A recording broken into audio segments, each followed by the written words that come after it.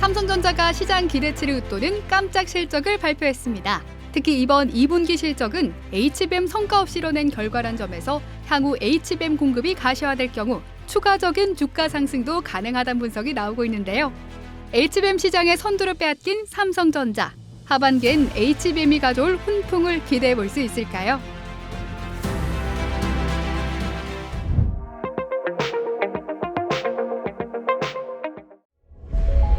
증권사들은 삼성전자의 2분기 반도체 실적 어닝 서프라이즈에 주목하면서 목표 주가를 줄줄이 상향하고 있습니다. 이제 시장의 관심은 올해 삼성전자가 엔비디아의 HBM 퀄 테스트를 통과할 수 있을지 여부인데요.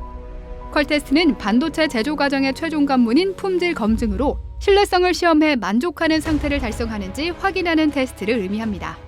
HBM이라고 하는 형태의 반도체가 지금 개발 중인데 실제 이 퀄 테스트가 일정을 모르기 때문에 하반기 정도로 기대할 수 있다 정도 말씀드릴 수 있을 것 같고, 사업부 체제로 중심으로 변화했다는 것과 설비기술연구소 재편해가지고 현장의 수율을 강화했다는 이 두 가지 점은 HBM 테스트 쪽으로 봤을 때 굉장히 긍정적이라고 저는 보여집니다.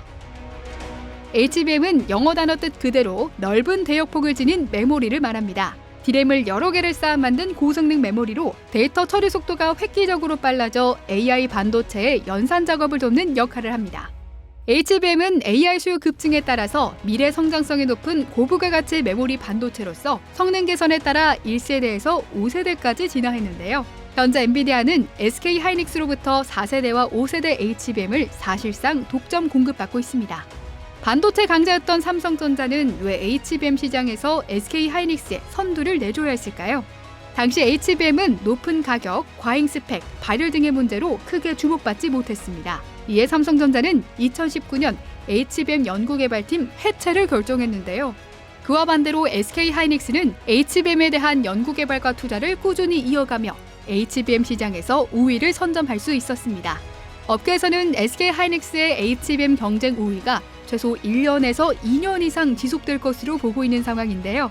삼성전자가 AI 반도체 랠리에 올라타고 실적 개선세를 이어가기 위해서는 엔비디아의 HBM을 납품하는 것이 중요합니다. 하이닉스가 여러 형태의 기술 개발이라고 하는 것들을 확장성 있게 따라잡기 위해서 집중했던 측면이 분명히 있다고 저는 보여지고요. 그러니까 삼성은 아시겠지만은 HBM에 대한 중요도 우선순위를 조금 더 저하했던 측면이 좀 없진 않습니다. 다시금 모든 것을 1등을 한다고 하는 목표, 결기가 있다고 저는 보여지고 있습니다. HBM이라고 하는 게 3, 2하고 4라고 하는 것은 큰 변화가 있을 것이고요. 기존에 있던 장비라고 하는 것들은 후공정이라고 하는 형태로서 주로 장비를 많이 만들었다가 HBM4가 되게 되면 전공정이라고 해서 그쪽 장비 쪽으로 넘어가게 돼 있습니다. 그래서 장비 쪽에 좀 집중해 보실 수도 있을 것 같긴 하고요. 두 번째로는 그곳에 들어가는 소재가 좀 더 달라진 것들이 있습니다. AI 가속기가 없어서 못 판다는 엔비디아 입장에서도 캐파가 가장 큰 삼성전자의 HBM 공급이 필요한데요. SK 하이닉스와 마이크론만으로는 공급 물량이 수요를 따라가지 못하기 때문입니다.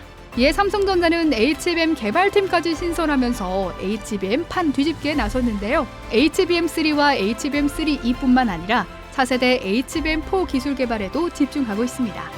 하반기에도 HBM은 반도체 시장의 키 플레이어가 될 것으로 관측되고 있습니다. 업계에서는 HBM 수요 증가율이 올해 200%에 육박하고 내년에는 2배 증가할 것으로 예상하고 있는데요. AI 시대에 따른 HBM 수요가 맞물리면서 2018년 반도체 슈퍼사이클이 재현되는 건 아니냐는 기대도 한층 커지는 분위기입니다. 올해 HBM 공급 규모를 전년보다 3배 더 늘릴 계획이라고 밝힌 삼성전자. 삼성전자가 AI 반도체 랠리에 올라타 새 모멘텀을 얻게 될 수 있을지 하반기에도 주목해 주시기 바랍니다.